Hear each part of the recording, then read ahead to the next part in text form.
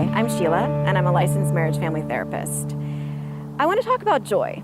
I really believe in joy. I believe in creating joy, and I believe in spreading joy.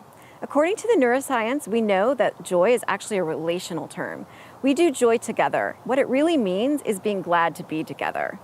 The problem in our culture is that we often have low joy environments that would exist in and day out, whether it's low joy at work, low joy at home, low joy in our schools, or even at church.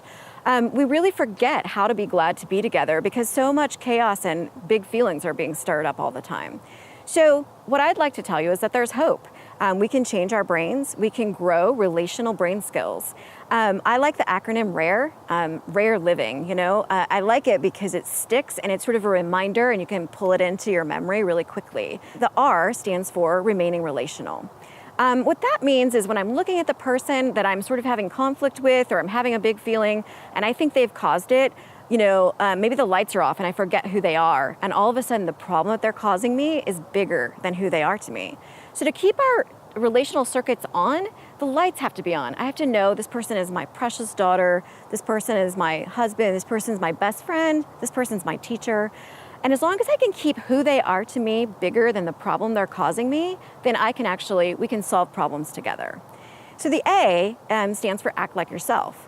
Now, that seems pretty basic, but we learned early on that acting like ourselves just wasn't safe. So we started, hiding behind Instagram filters and Facebook filters and putting on masks of achievement or whatever it looks like for each one of us. So we've got to get back to acting like who we were created to be. And a simple question can help guide that process. What would it be like me to do or say or be if I weren't so sad right now? So some of us might not know the answer. So that's part of the training as well.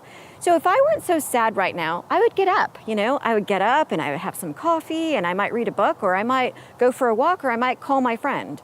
Acting like myself requires me to do what it would be like me to do in spite of the big emotion. It takes some practice, but it's doable. The second R is about returning to joy.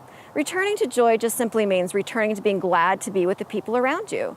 When we want to cut off or disconnect, when there's a rupture, oftentimes we don't recover very quickly. So the returning to joy is about recovering quickly, getting back to being glad to be with the person in front of us. The E is for enduring hardships well. So we actually are sort of trained to believe in our culture that we shouldn't suffer or that something's wrong with us if we are suffering.